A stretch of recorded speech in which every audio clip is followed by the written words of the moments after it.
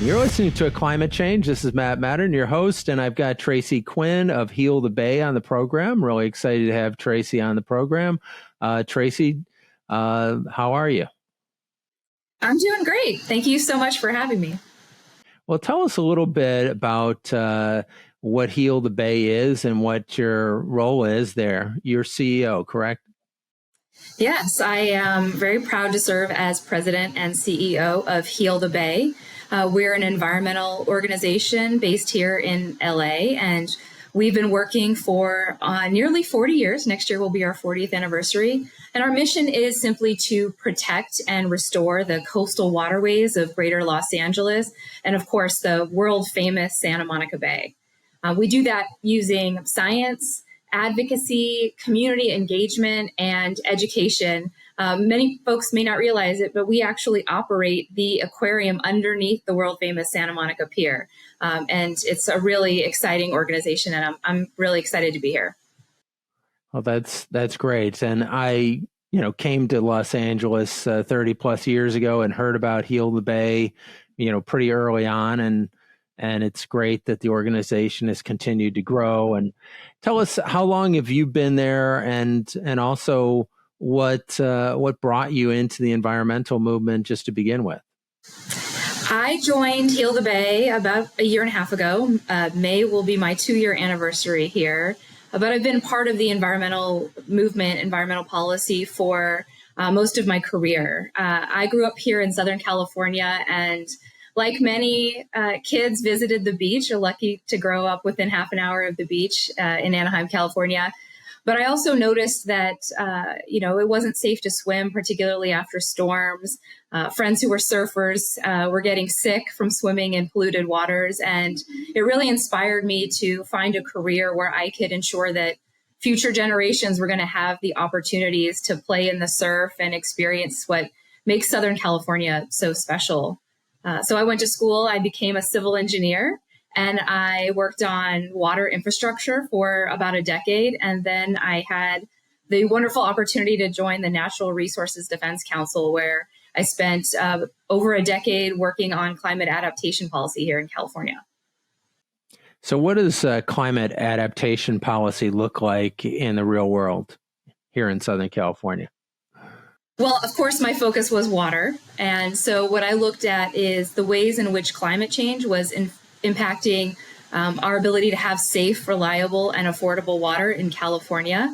Here in Southern California, the vast majority of our water comes from hundreds of miles away, from places that are experiencing climate change. We get our water from snowpack and in the Northern Sierras and in the Colorado River, and here in the city of Los Angeles, we also get it from the Eastern Sierras up in Mammoth, where I was just a few days ago checking out our snowpack and also getting a little skiing in.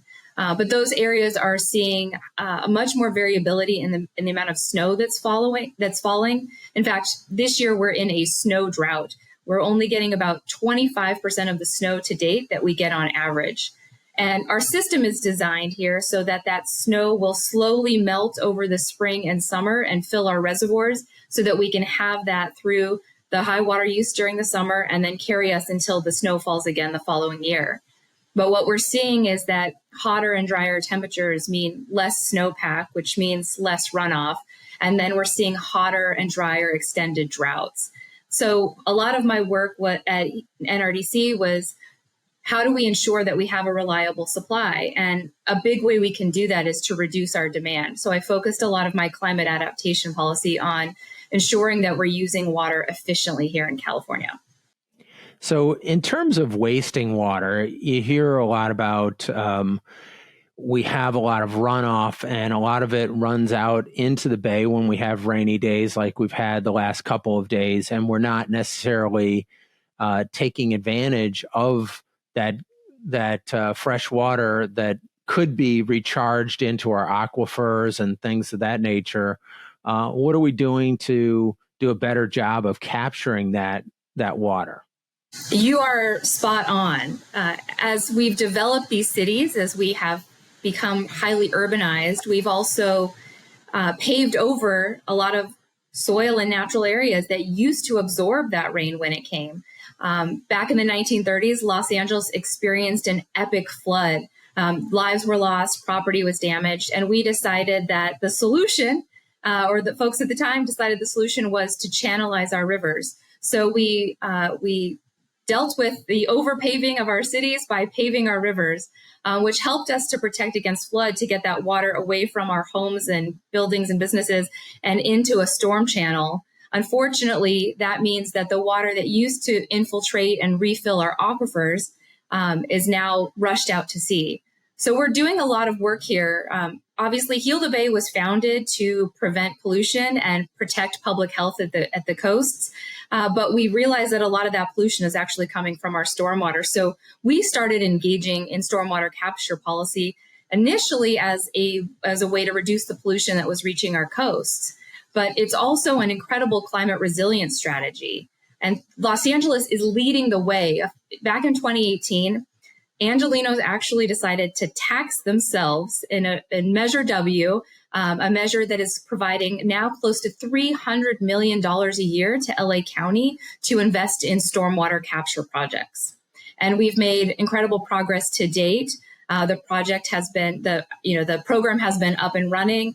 And we actually just completed a report called Vision 2045 that we worked on with NRDC and the Los Angeles Waterkeepers. And that really provides some recommendations to the county on how do we ensure that this is a really, truly effective program as we go from piloting something that hasn't been done anywhere else in the country and really pivoting it to something that is going to ensure that we are increasing green space for all areas of Angeleno, that we're maximizing our stormwater capture, and that we're doing this in a way that is equitable and just, and we're ensuring that we're investing in low-income communities across Los Angeles. Is it possible that we'll ever unpave and take up the concrete in the LA River and other, streams and creeks in LA so that it would go back to maybe a more natural state? I'm not sure that it's going to happen anytime soon, but I would love to see it. I think there are a lot of things that we can do in the interim that are going to be really helpful and also help us to move in that direction.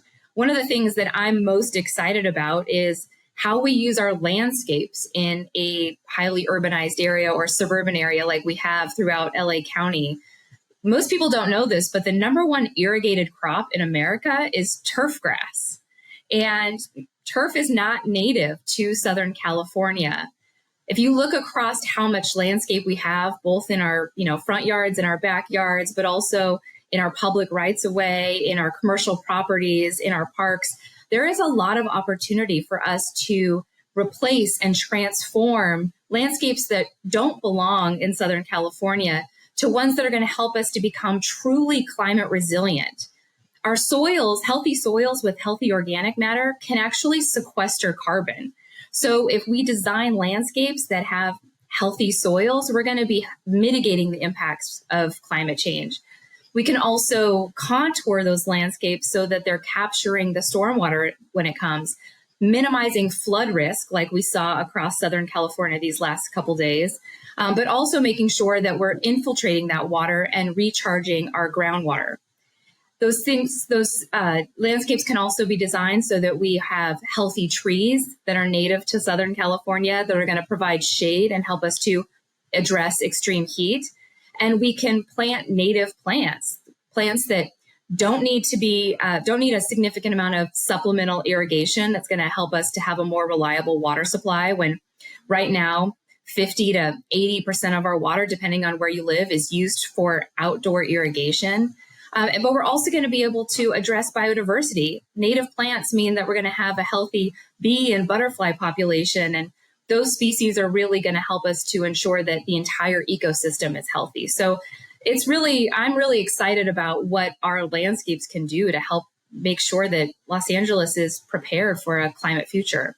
So have the kind of building codes changed in LA such that it encourages or requires people who are building new properties to address these things so that like stormwater capture and landscaping so that the new build out doesn't increase the problem going forward?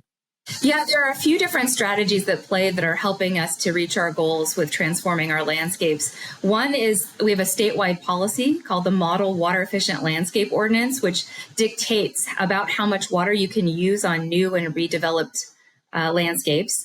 Here in Los Angeles, for over a decade now, we've had a low impact development ordinance, which requires you to capture stormwater for on properties where you're new development or redevelopment. And then we also have conservation and efficiency regulations at the state board, which are helping us to better understand how much water we should be using outdoors. And then that's complemented by incentive programs, which help us to pay for replacing those landscapes and putting in something that is a lot more friendly to our local climate. Well, that's a lot. Hopefully, we're moving in the right direction. You're listening to A Climate Change. This is Matt Matern, and I've got Tracy Quinn, CEO of Heal the Bay, on the program, and we'll be right back to talk to Tracy about, next steps and where we are in this journey here in LA and across the country in addressing water in particular.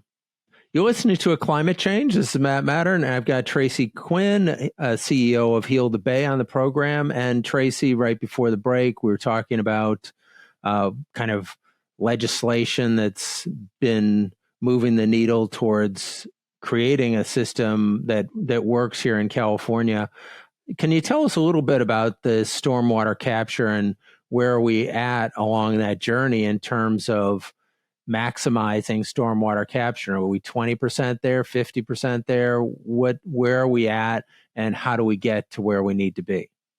That's a great question. We've made great strides in how much stormwater we're capturing, but we're still only capturing a fraction of the water we're seeing.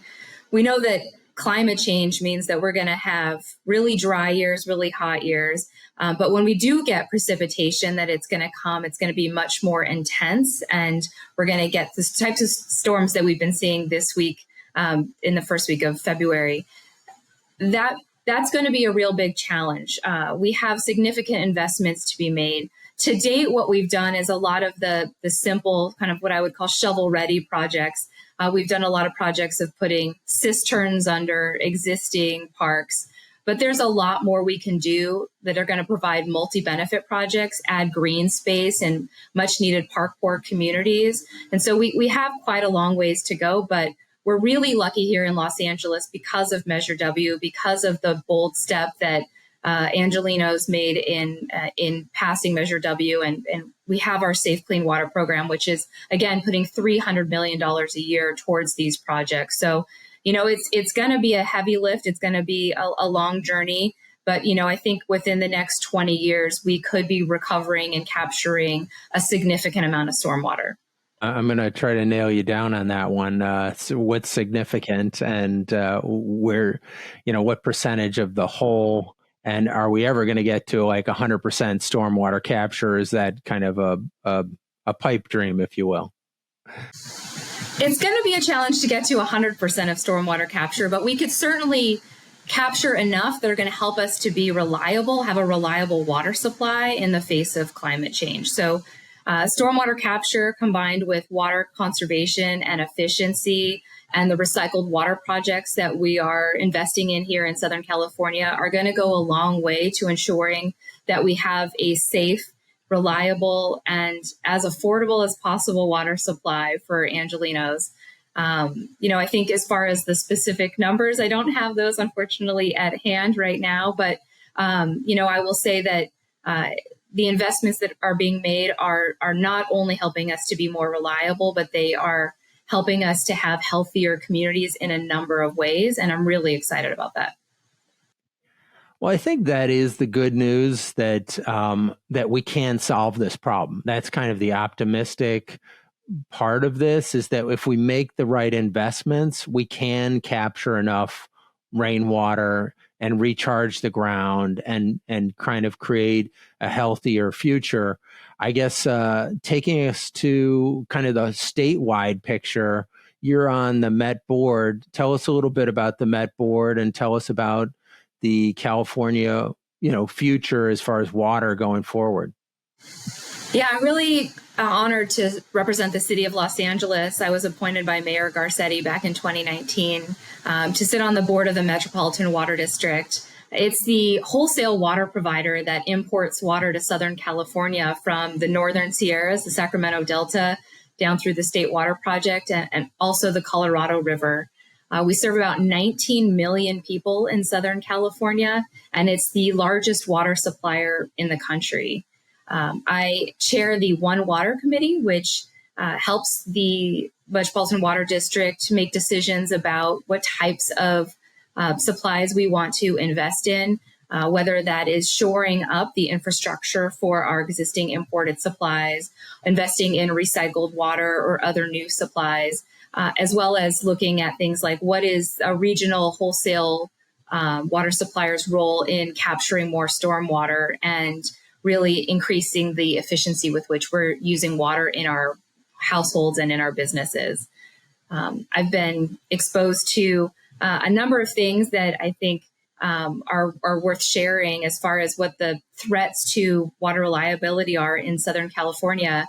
And I think the top three that come to mind are ensuring we have a safe supply of water. We're seeing a lot more information about emerging contaminants. I think PFAS is the one that gets the most attention. And I was really lucky to work on PFAS in drinking water in my role at NRDC just a few years ago. It's a really interesting and complex problem. We're learning a lot more. We have a lot more technology to be able to detect these emerging contaminants, and we're finding them more frequently in our drinking water. And our health experts are helping us to understand, the impacts of these contaminants on human health. It's really concerning. It's also really concerning that in the U.S. we have the Safe Drinking Water Act, which was amended back in the 1990s to say that in order to regulate a contaminant, you had to show that it was cost effective to remove it. And that is really been challenging with getting new drinking water regulations passed. In fact, I'm not sure we've had a new drinking water regulation passed since the 90s, since that amendment, because removing some of these contaminants is quite expensive. So I'm really worried about how we're going to deal with these emerging contaminants, especially also in a country where you have to prove something is dangerous before you can regulate it. So, rather than having a policy where you have to prove something is safe before you release it into the environment here in the US, you have to prove it's dangerous before you can regulate it. And that presents a real challenge for providing safe drinking water. We've already talked a little bit about the threats of climate change and how that's impacting the reliability of our water. We know we have a large and growing gap between the amount of water that nature is providing and the amount of water that we need for our homes and our businesses and to grow the food for the world that we do here in California. And so there are some real threats from climate change on our ability to provide a reliable supply of water. And as we look to provide that reliable supply of water, I think one of the big concerns is how do we do that affordably? These projects that we're looking at are really expensive. Building the Delta Conveyance project that is going to, that would help to move water through this and around the Sacramento San Joaquin Delta. That's a proposed $16 billion project. And the max benefit from that, I think, is about 450,000 acre feet a year. That's less water than we use in the city of Los Angeles in a year. We're looking at recycled water projects, taking our wastewater and purifying it to drinking water standards. The projects here that the Metropolitan Water District is working on is proposed to be about $8.6 billion for the construction of the project. So these things are incredibly expensive. And, down in San Diego, they built a seawater desalination facility that cost $1 billion and only produces, I think, about 56,000 acre feet a year of water, or about 10% of the water that Los Angeles would use in a year. So these things are hugely expensive. And many of these things are also really energy intensive, which is, going to add to the impacts of climate change. So doing things in a way that are going to help the affordability of water is really challenging. And that's why I think it's so important that we focus first and foremost on ensuring that we're using water efficiently. And right now there is a rulemaking at the State Water Board, which would set standards for the efficient use of water. And it's really important that the state board proceeds with as strong a standards as possible, because we know that water conservation and efficiency is not only the most cost-effective way for us to bridge that gap between supply and demand, but it's also the fastest. It's going to take us 10 plus years to build the major infrastructure for these new supply projects, if we're lucky, but we can start conserving today. And we can make a huge impact and also put in place policies and programs that are going to provide a lot of different benefits to our communities, including ensuring that our water is affordable. A lot to unpack there. I'll just start with something you didn't exactly say, but it's on my mind, which is microplastics and how we can take that emerging contaminant out of our drinking water, and whether or not steps are being taken or whether it meets the, quote, cost-effective standard to remove them. That is a great question. And, just as we're getting used to talking about microplastics, the researchers and the news comes out with a new concern of nanoplastics. I'm not sure if you saw that article that came out recently, but yeah, absolutely. Microplastics in our drinking water are a huge concern. At Heal the Bay, we've been working on eliminating single-use plastics from the environment for quite some time. When we do our beach cleanups, Heal the Bay is pretty famous for our nothing but sand beach cleanups here across LA County. And the number one thing we pick up is plastic. It's plastic that's coming from across our communities.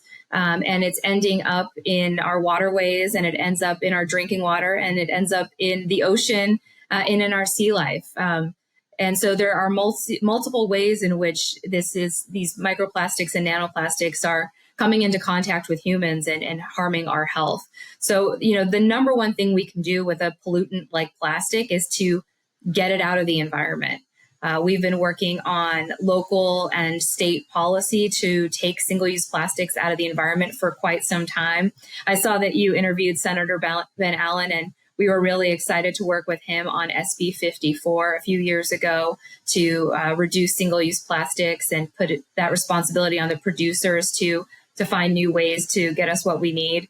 But here locally, we've been banning things like styrofoam and single-use plastics with the LA City Council. And that's really the number one way that we're going to deal with this is to eliminate single-use plastics from our everyday life. Amen to that. Well, you're listening to A Climate Change. We've got Tracy Quinn, CEO of Heal the Bay, on the program today, and we'll be right back in just 1 minute to talk to Tracy about plastics and water and everything else.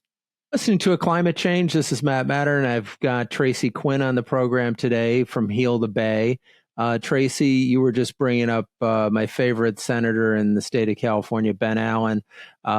So what should we be pushing Senator Ben to do next? I mean, what have you done for us lately? SB 54 was nice, but we need to get plastics completely out of the state and out of this planet.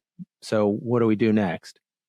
That's a great question. I mean, Senator Allen really pushed the envelope with SB 54. It was, a first of its kind legislation to create funding for eliminating single-use plastics from our environment. But there is always so much more to do. I think we really need to make sure that we're continuing to protect our most vulnerable communities as we look to eliminate single-use plastics. There's a big push for recycling. And those recycling facilities are often in low-income communities of color, and there is a lot of harm that can be brought to those communities when we're trying to provide the benefit of reusing and recycling single-use plastics. So I think, number one, we want to make sure that as we as we move forward with regulating plastics, we're doing it in a way that is not causing harm to our most vulnerable communities.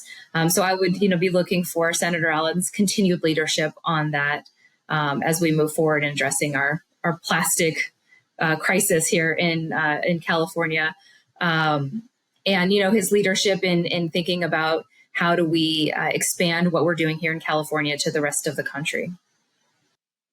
Well, certainly, I think that we are in the vanguard in California to create policies that can be implemented in other places, which is great on the issue of plastics. And we've seen that we can eliminate certain things like plastic bags at the grocery store and such like that. Kind of circling back to the water issue, and you're talking about all these enormously expensive projects to deliver more fresh water to people in California. I think of one project that would be very easy, which is stop giving Colorado River water to the farmers down in the Imperial Valley who are farming in desert conditions and getting more water than the entire state of Nevada and Arizona for farming things like alfalfa, which never should be farmed probably anywhere in California, least of all in the desert. What are your thoughts on that front? Well, that is a really challenging question, and I appreciate you asking it. Just a few months ago, as a Met director, I was able to take an inspection tour of our Colorado River facilities, and as part of that tour, we visited a farmer in that region. I think he's in the Palos Verdes irrigation district, also a senior rights holder irrigation district in that area in the desert. And he has implemented regenerative agriculture principles for his farm. And he is growing alfalfa, but instituting regenerative agriculture principles has been able to get increased crop values. He's producing a lot more and with only a fraction of the water. So I think getting folks out there that are piloting these new techniques is going to be really important, and showing that they can actually make a lot of money, they can get a huge return on their investment, and they can use a fraction of the water is going to be really important for transitioning farmers in that region from the types of irrigation practices that they're using now to ones that make a lot more sense for a hotter, drier future. And, practices that are going to leave enough water for our urban communities that rely so heavily on the Colorado River. Right. And I'm not talking about taking away their farms or not compensating them if we turn off the tap. I would say, hey, we're going to have to pay for it, but it certainly would be less than $16 billion. And we could get a lot more water from that source and say, hey, farming was good for you for 100 years, but, quite frankly, 40 million of us, are not going to pay the price for your whatever, couple thousand farmers. That's just, it's kind of insane. Yeah, I think what's really exciting is that, Metropolitan Water District has the opportunity, because we lease a lot of the land out there, to encourage and incentivize farmers in that area to implement these really important practices, to focus on healthy soils. And I think it's really exciting that farmers out there are seeing that with a fraction of the water, they can get a higher quality product and a higher value product. They can make more money with implementing these practices. And so, it's really going to take seeing the proof that they can make this happen and being incentivized to do so. And at Metropolitan, we're in a really unique position to be able to help to advance some of those practices. And, I think within a few years, certainly with the negotiations on the Colorado River and where we're at on the Lake Mead levels, there's a lot of incentive for us for the federal government to think about how do we incentivize our farming partners to use a lot less water. So what are the incentives that you're giving to the farmers to change their practices?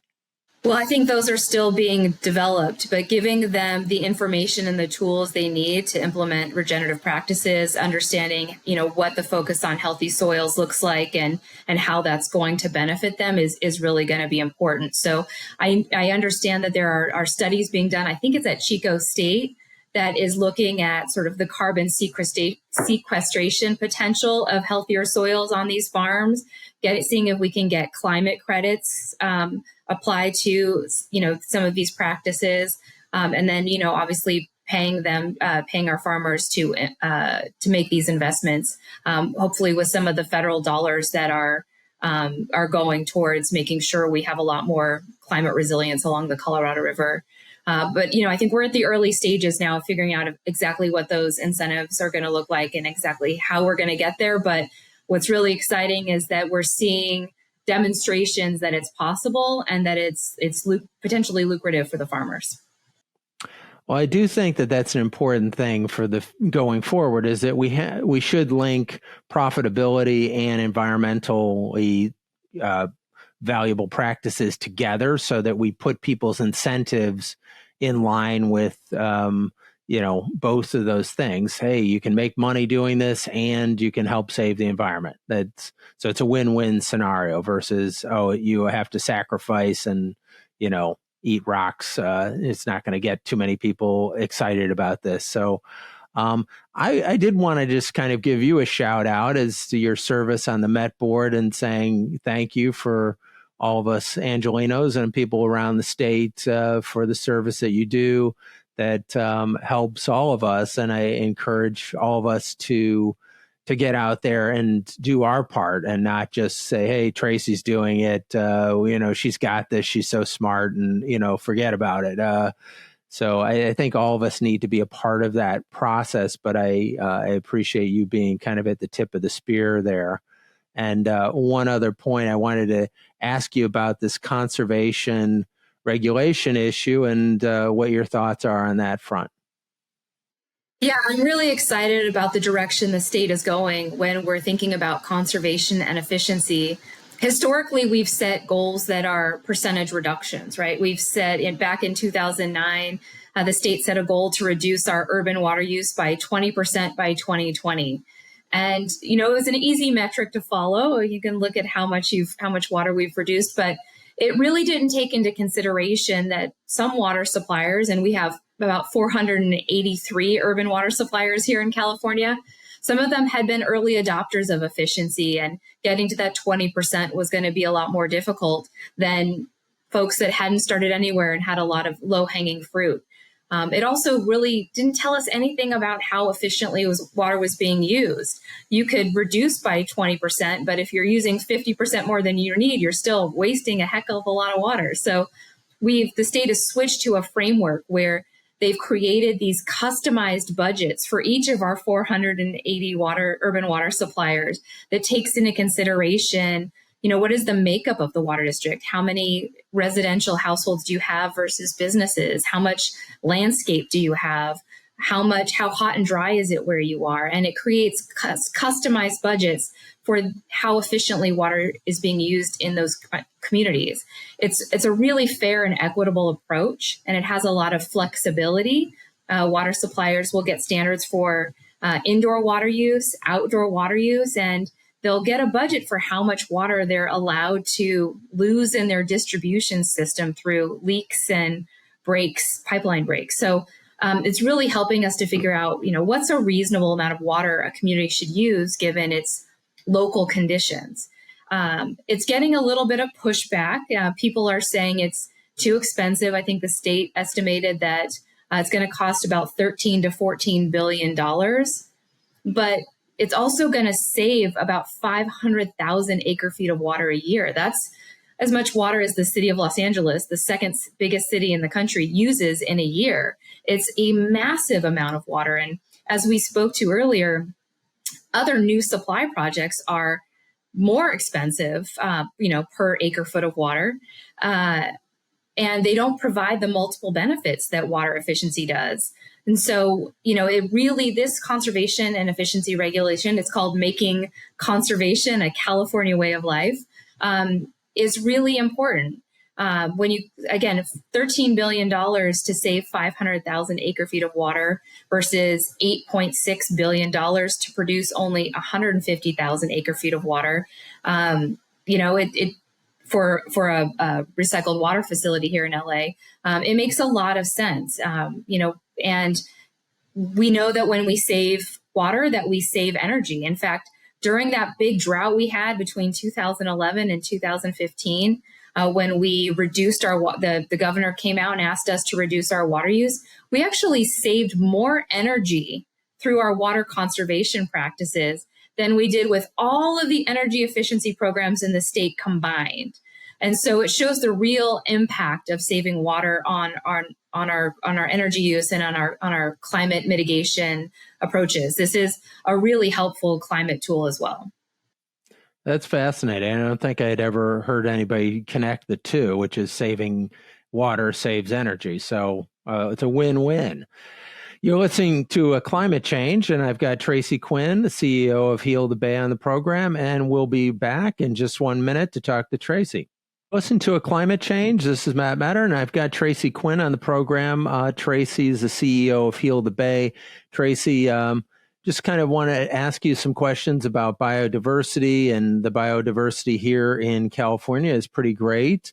But are we concerned that things are changing such that we're not really, protecting our biodiversity? I know that I've seen pictures of how much kelp there used to be along the coast in California, and because of farming and fertilizers being diverted down our rivers and streams and then into the ocean, that it kind of wiped out the belt of kelp that was along our coast, which would have promoted all kinds of sea life, and it's just not there. So what are we going to do to get that back?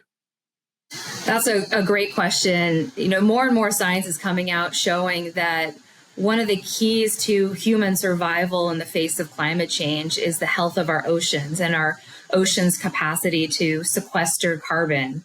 And so it's imperative that we invest in a healthy ocean. And we're lucky here in Los Angeles, we have the gorgeous Santa Monica Bay right at our doorstep, and we have a giant kelp forest in our Santa Monica Bay.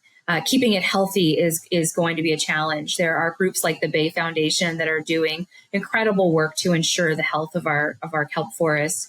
Heal the Bay is also looking to embark on some of the challenges and threats to our kelp forest. One of the ones I've become aware of since I joined Heal the Bay was the threat of sea urchins. There's an imbalance in the population of sea life in our oceans, particularly here in California, where we've seen sea stars, which are a natural predator of sea urchins, experiencing mass declines in population. And those urchins are then feeding off the kelp and really causing an imbalance there. And so we're looking at ways in which we can rebalance that ecosystem with new sea stars, and we're doing a lot of research with that at our aquarium. So that, in combination with the work that the Bay Foundation is doing, we're really hoping to improve the health of our giant sea kelp forests in the Santa Monica Bay. Hopefully we can pilot things here that can be implemented across the globe to ensure healthy kelp forests and a healthy ocean. But there are, so many threats to our ocean, from plastic and trash to ocean acidification and hypoxia. So many things that we need to work on here in LA that can really have a global impact. Turning to that, in terms of, I've heard of these dead zones that are being experienced in places all over the planet, also in part due to agricultural runoff. Are we experiencing those things in Santa Monica Bay and or up and down the California coast? And if so, what are we doing to mitigate that? We are experiencing that here in Southern California and in the Santa Monica Bay, not necessarily because of agriculture, but because of our wastewater treatment plants. So the ocean acidification and hypoxia issue is being exacerbated by the volume and the concentration of nutrients that we are putting into our ocean. So, with agriculture, that's, nitrogen fertilizers, but we also have a lot of nitrogen nitrates coming out of our wastewater treatment plants. Researchers have modeled what that is doing to sea life, particularly shelled sea life, and we're seeing huge impacts. Our oceans, between the nitrogen and the heating of the waters, is causing acidification, and it's making it really challenging for animals that have shells. Those shells are starting to degrade. They're becoming weaker because of the acidification. We're seeing compaction in where is a livable area for our marine life.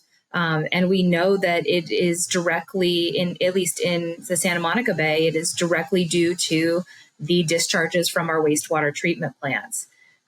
What gives me a little bit of hope is that as we're thinking about doing recycled water and making investments in that water treatment and that wastewater treatment, hopefully we can put in some advanced treatment that is going to take care of that nitrogen outflow into our bay. So in terms of like phytoplankton, and I've heard that that's kind of a big generator in our oxygen all over the planet, and the fact that if we have a mass kind of die off of phytoplankton, basically we're toast. So what's happening on that front in our microcosm of the Santa Monica Bay and along the California coast? I have heard the same thing. That's a little bit outside the scope of my expertise, but I mean, I think that you're absolutely right. We need to protect those species, and we need to address a lot of the threats that we're seeing to our ocean. At Heal the Bay, the things that we're focusing on are the plastics and the trash that are going out into our ocean that we know are impacting the health of our sea life. We're looking at things like investing in our MPAs, our marine protected areas. We're working on policy at the state for how to improve our marine protected areas, as well as putting community science programs together, broadening the amount of people who are aware, educating people on our marine protected areas, and helping to ensure that we are doing everything we can within sort of the framework of our current regulations to ensure that that we're protecting our marine life. But there is a lot more to be done between the threats of pollution and climate change. We're just seeing huge impacts to our ocean life here in Los Angeles and across the globe. So a lot more to be done. Well, that segues nicely into the next question of how do people get involved with Heal the Bay, and what are the things that they can do if they do get involved? One of the things I love about Heal the Bay is that there are so many ways for people to get involved. I think I talked a little bit about our beach cleanups, the third Saturday of every month. We move them around. They are oftentimes at beaches, but we also do neighborhood cleanups because we know about 80% of the trash that's reaching our beaches are coming from inland neighborhoods from across the watershed. So join us for a beach cleanup. We also have regular volunteer orientations where you can hear about all of the different opportunities, from volunteering at our aquarium underneath the Santa Monica Pier. We do trainings, speakers trainings. We have a program called the Speakers Bureau where we train people to go out into their communities to share what Heal the Bay is doing, share what they can do to improve our public health and the environment here in Los Angeles County. We just invite people to join us down at the aquarium, come experience all of the native animals that we have in the Santa Monica Bay. Our theory of change at Heal the Bay is that you protect what you love, and we want to share all of the things that we love about the greater Los Angeles area and our beautiful Santa Monica Bay. So come visit us. Well, it's a great organization, and there's a lot to love about the environment that we have here in Southern California, as well as across California, across the country. So definitely encourage everybody to get involved with Heal the Bay and other organizations that are across Los Angeles that help make our environment a cleaner one. So I mean, I'm always struck by the fact that so much of the stuff that ends up in the streets, say via cars driving down the street, just leaking oil, that's the first thing that's going to go out into the ocean, because when we have a rain, it picks up all that oil and then it goes straight out to the ocean. So actually, when we drive electric cars, or like my car is a hydrogen car, it doesn't pollute any oil. It doesn't have any oil. So we'll have a little bit less runoff the next time we have a rain, because more and more of us are getting alternative fuel cars and things like that. So I encourage everybody to continue to move on that trajectory. I wanted to throw a shout out to our listeners to say, hey, follow us on Apple, Spotify, iHeart. And if you do, we will plant a tree in your honor, actually 2 trees. Check us out at climatechange.com and follow us there. Look at old episodes. You can look at our mutual friend, Ben Allen, talk about SB 54 or other things like that. Tracy, though, thank you so much for being on the program. It's been a pleasure talking with you, and really love the great work that Heal the Bay is doing and has been doing for going on 40 years. It really has made a difference for all of us here in Southern California. Well, thank you so much for having me. It's really been an honor to share the work of Heal the Bay and my colleagues here, and just really proud to be at Heal the Bay, and thank you for sharing our work. Okay, well, keep on doing what you're doing, and thank you for your work at the Metropolitan Water District. On behalf of the 19 million people that it serves, I say thanks, and keep up the great work. And everybody tune in next week.